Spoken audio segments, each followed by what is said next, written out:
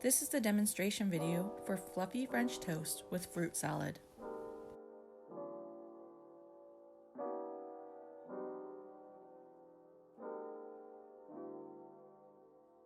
Cooking principles. 1. Egg cookery. Cooking with low, medium temperature and accurate timing. Start at medium heat. You can always lower the temperature down to low as you're cooking. Protein will often squeeze out water when it's cooked on too high of a temperature. This would mean our egg coating on our French toast would become really tough and chewy if cooked at too high of a heat. 2. Fruit cookery. Exposure to air causes light-colored fruit that has been cut into pieces to turn brown. Mix the cut fruit with lemon juice to slow down this browning process. Have you ever seen a metal object start to rust? This process is called oxidization. It's the same thing that's happening to your fruit. Your fruit contains an enzyme called polyphenol oxidase, and when it's exposed to air, it starts to cause oxidization or browning of the fruit. In order to prevent this from happening, we coat your fruit with lemon juice or something with absorbic acid in it, and the enzyme will react with that instead of the oxygen in the air. This will prevent your fruit from browning and causing that spoiled look. Nutrition. Let's start by looking at the nutrition of the French toast. Bread has carbohydrates, starch. Carbohydrates are responsible for supplying the body with energy, sparing protein, and assisting the utilization of fats. Eggs have complete protein and iron. Eggs are a great source of protein. It is essential for building muscle, repairing all types of body tissue, regulating body processes, forming antibodies to fight infection, and supplying your body with energy. Eggs also have iron. Iron is needed to help build hemoglobin in the red blood cells to help transport oxygen and carbon dioxide, preventing nutritional anemia. Milk, complete protein and calcium. Calcium is responsible for forming strong bones and teeth and maintaining and repairing the skeleton, maintaining muscle, tone, normal heartbeat and healthy nerve functions, and aiding normal blood clotting. Now, let's look at the nutrition of the fruit salad. Fruit has various vitamins, especially vitamins A and C and other minerals. Vitamin A is needed for normal growth and formations of bones and teeth, for maintaining normal vision, resisting infection by keeping your skin and lining layer of your body healthy.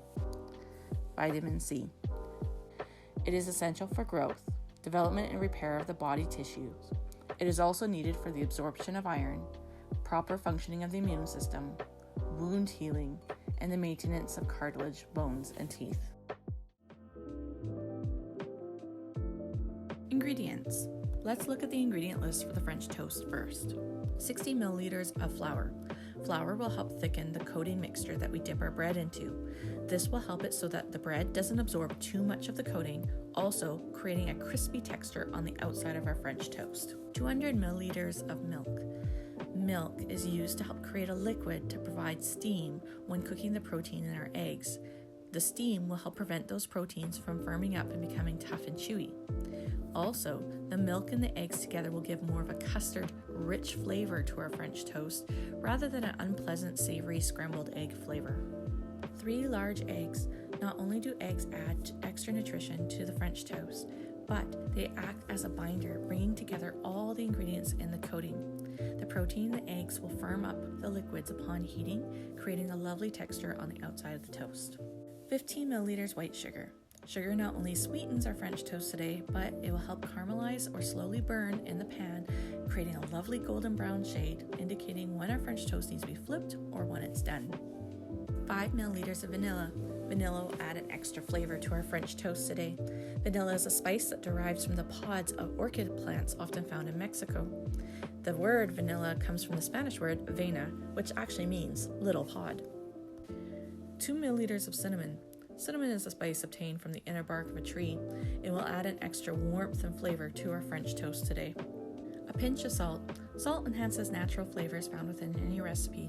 Today we're trying to hopefully bring out our vanilla and our spices cinnamon and nutmeg if you're using it.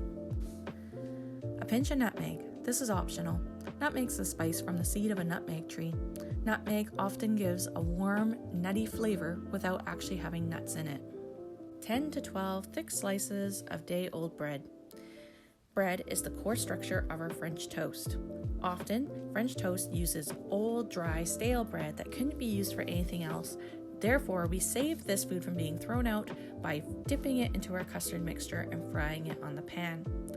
The name French toast doesn't mean this recipe originates in France. It usually means that we're using French bread. However, an Italian loaf will often work well as long as it's old and stale to help absorb our custard mixture. 10 milliliters of oil or margarine for the skillet. The protein in eggs often cause a sticky reaction to any pan it's cooked in. This will help make sure the bread lifts from the pan easily. My preference is to use margarine, as margarine is a flavor I will later spread on my French toast when I'm about to eat them. Syrup. You will want to add maple syrup to your French toast today. Syrup comes from the sap of either a sugar maple, red maple, or black maple tree. Almost all the world's maple syrup is produced in Canada, specifically the province of Quebec. Maple syrup was first used by the indigenous peoples of North America. The practice was later adopted by European settlers and gradually refined the production methods of the syrup we know today. And icing sugar, if desired. Today you're going to be plating your French toast, and you might want to think about presentation of your dish.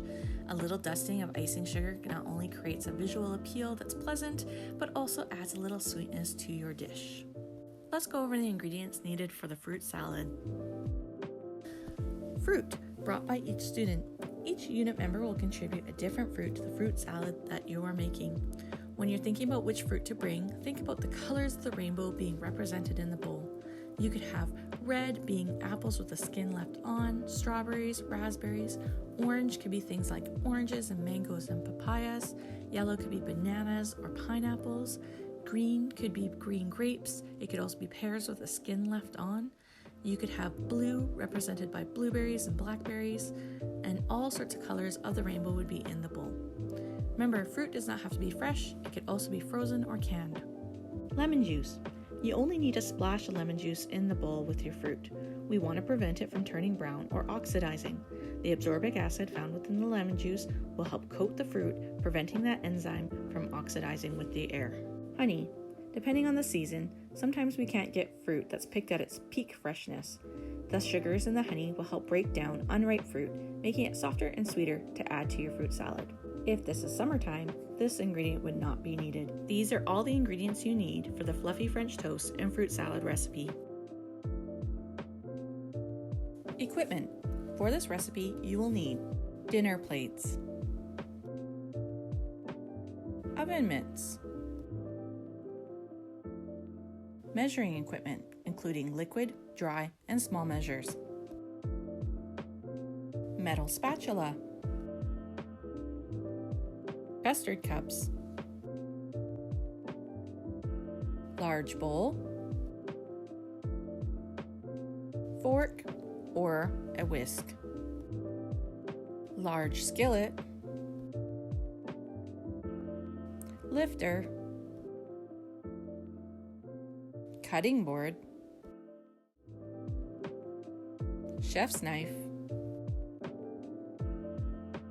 and finally, salad bowl and salad tossers.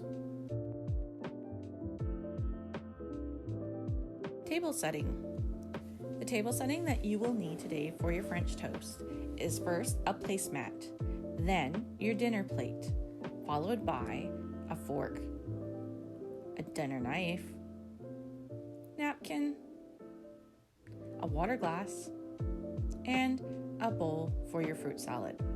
This is everything you need to set the table for your fluffy French toast and fruit salad today. Method, starting with the French toast. Step 1. Practice Biscuit before you start your lab. Books away, aprons on. Roll back your sleeves, tie back up your hair, or take off your hats. Stack your chairs, wash your hands, get out your equipment and your towels. Step 2. Preheat oven to 200 degrees Fahrenheit, 100 degrees Celsius. Place dinner plates into the oven to warm. One thing we've learned from the art of presentation is to keep hot food on hot plates. This will make sure that your French toast stays warm in between cooking the batches. Make sure you use oven mitts to take them out when you're ready to serve. Step 3. In a large bowl, whisk together flour, milk, eggs, sugar, vanilla, cinnamon, salt, and nutmeg, if using. We're going to start making the coating for our French toast. Using a large bowl, I'm going to put in the flour. Flour is going to be our thickener to help make this mixture thick. One thing I don't want to have happen though is I don't want to have lumps from the flour in the mixture. So I slowly add the milk, whisking it up with the whisk. This way I don't have any flour lumps. Then add the eggs one by one to their mixture. I start by cracking them on the surface of the countertop. I do this so I don't accidentally get shell flying into the bowl if I were to crack them on the rim. Then, afterwards, whisk them up so the egg white and egg yolk are well combined. Then let's add in our flavors. First we have vanilla, then we have cinnamon, a little pinch of salt, and finally a little bit of nutmeg. Remember, nutmeg is optional. Whisk this all up and your coating is ready to dip the bread into. Step 4. Over medium heat, season skillet with margarine. Do not let the margarine darken. Remember, you have the option of using either oil or margarine to season your skillet. If you're picking oil, pick one that does not change color towards higher temperatures, such as canola oil or vegetable oil. If your oil or margarine is starting to brown in the pan, that indicates your pan is way too hot. Remember, a too hot pan will toughen the protein in the egg, and also it will burn the outside of your French toast. If this happens, wipe out all the fat and clean the pan and start again. Step 5. When margarine is hot, a drop of water will sizzle in the hot fat. Dip 2 slices of bread into the egg mixture, turning to coat both sides. To avoid soggy French toast, drain off the excess egg mixture. Try not to soak up all of the egg mixture with the first few slices of bread. When I go to dip my bread into the egg mixture, I try to use a dinner fork to help me quickly flip over it. This way I avoid putting my fingers into the bowl as much as I can. I quickly dip 1 slice of bread, turn it over with the fork, and then I wipe it on the edge of the bowl to remove the extra egg mixture. I repeat again with the second slice, again making sure I wipe off the extra egg mixture off the bowl. This process is quite quick and fast. Do not let it soak up the mixture for a long period of time. Step 6. Place coated bread in a hot skillet. Cook bread on each side for about 3 minutes or until crisp and golden brown. Flip only once. I will only add my slices of French toast to the skillet once I know it is at the correct temperature. Remember, as the skillet continues to heat, you may lower the temperature as you go. Now, French toast should only be flipped once. The main reason is because we don't want to overhandle the egg coating on the outside.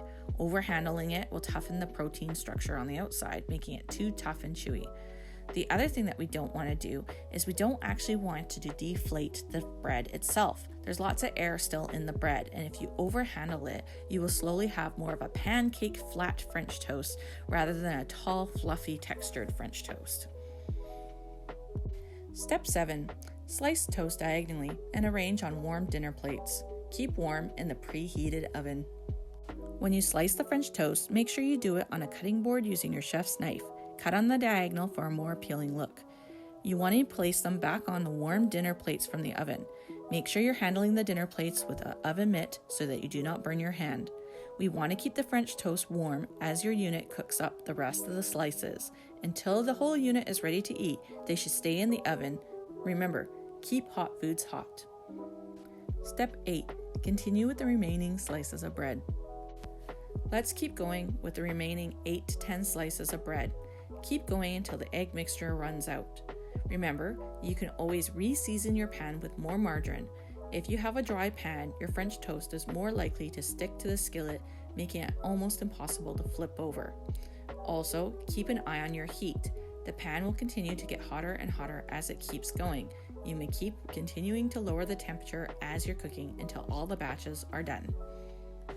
Step 9. Serve hot with margarine, syrup, and/or sprinkled with icing sugar. Serve with the fruit salad on the side. I'm going to plate the French toast 2 different ways to show you how the art of presentation can really be a fun thing for you to do in your unit. Remember, you're going to get a mark on how well you presented your French toast. Each person will get a mark based on their plate design. The first way, I use a sieve to sprinkle powdered sugar on the top of my French toast. I use a sieve so I don't have any lumps on my plate. I'm going to garnish with a leftover strawberry that I had left over from my fruit salad, and for a cute twist, I use half an orange rind that I have left over as a bowl for my fruit salad on the side of my plate. Let's try plating the French toast the second way. It's going to be similar, starting off with dusting the tops with powdered sugar using the sieve. But this time, I'm going to look at any of the leftover berries I have from my fruit salad. I'm going to place them on the plate in a colorful asymmetrical design, again, trying to tempt the eye towards eating before tasting. The yield for this recipe is 10 to 12 slices. That is enough for each group member to have 2 or 3 slices each. Next, let's go through the method steps for the fruit salad. Step 1. Each group member will be contributing a different fruit to the fruit salad that their group is making. Decide on the fruit today, bring on lab day, marks will be given.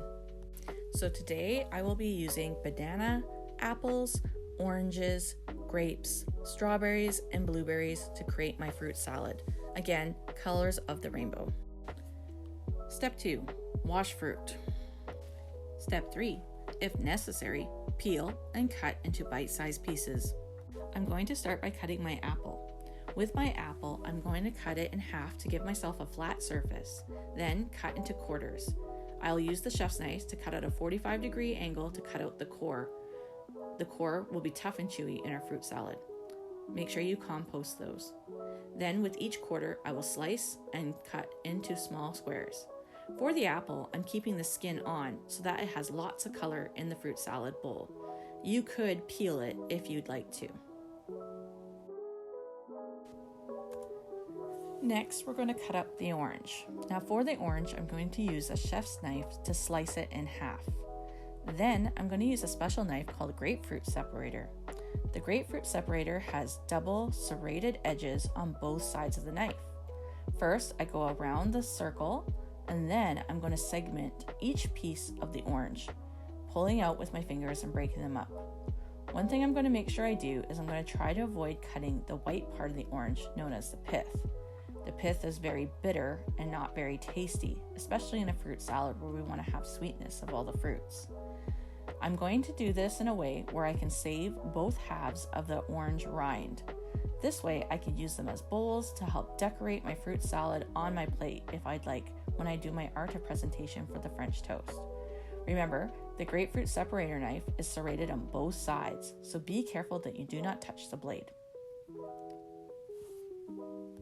For the banana, I'm simply just going to take the peel off the outside and use a paring knife to simply slice down the banana in equal, even slices that are roughly a half a centimeter thick. Next, take some of the green grapes and put them on the cutting board. Remember to remove any and all stems off the grapes. Next, using a paring knife, I'm going to cut each grape into halves. Hold the grape between your fingers and cut in half. That way they won't roll around. One thing about fruit salad is you do want to make all the fruit pieces similar in shape and size. Let's take the strawberries. First, with the paring knife, I'm going to cut off the tops. Then, once I have a flat surface, I'm going to slice them up into small little sections. Again, I want to keep all the bites of my fruit salad similar slices. Step 4. In a small bowl, mix light colored fruit with the lemon juice and/or honey to prevent browning. Drain off any excess juice. Now, I have a large bowl where I'm going to add in my apples, bananas, grapes, oranges, strawberries, and I might even throw in my blueberries. I'm going to splash them with a little bit of lemon juice and some honey. Some of my fruits are underripe as it's not in season right now. My blueberries are a little hard, my strawberries are a little bit strong. So this way, if I toss them around in the lemon juice, it will not only stop them from browning, but a little honey will help soften up the fruit texture. Step 5. Combine all fruits into the wooden salad bowl. At this point, if you have any other fruit that wasn't tossed with either the lemon juice or the honey, add them into the wooden bowl now. Gently toss your fruit salad with the salad tossers. You don't want to bruise your fruit and ruin your lovely presentation. Step 6. Serve in soup bowls or, for smaller amounts, in dessert bowls.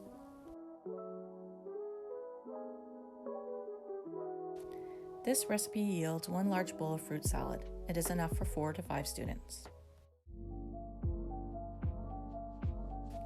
Test for doneness.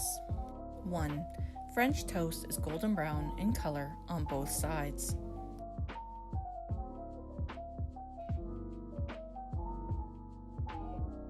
2.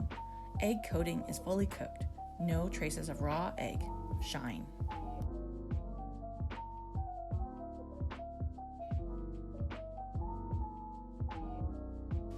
Standards. 1. Uniformly golden brown in color with a crisp crust. This shows that you didn't have your temperature too high of heat, making it burn, and that you took the time to add your flour in so that it's well incorporated to create a crispy fried crust on the outside. 2. Tender and moist but not soggy. This shows me that you didn't let your bread sit in the egg mixture soaking up way too much liquid before you fried it. The coating should only be on the outside of the bread so that you still have a fluffy, tender French toast, and it's not raw egg in the middle. Fruit salad standards. 1. Fruit salad contains a variety of fruit, at least 4 fruits from a group of 4, and 5 fruits from a group of 5. Make sure you and your group mates talk it out as to who brings which fruit. Do not be the group that shows up all carrying apples.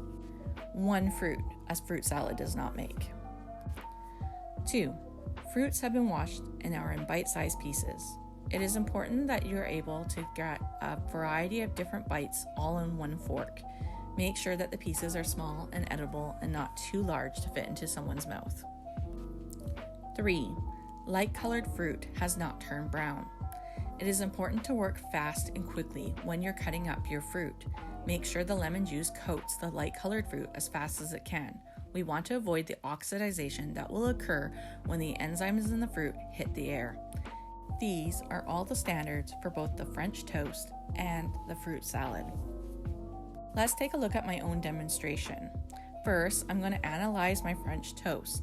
It is golden brown on both sides. The egg mixture has coated the outside evenly. The French toast is still very tall and fluffy and does not indicate a heavy weight of egg mixture. One thing I notice is that there is no shiny egg mixture on the outside, indicating that I have fully cooked French toast. It is neither burnt nor is it tough and chewy from high heat. For this lab, you will be getting a presentation mark. How you plate your French toast is purely up to each group member. But remember, we want to think about color, placement, whether it's asymmetrical or symmetrical. You really want to make sure your plate is visually appealing to both the eyes so that you whet your appetite and are ready to eat.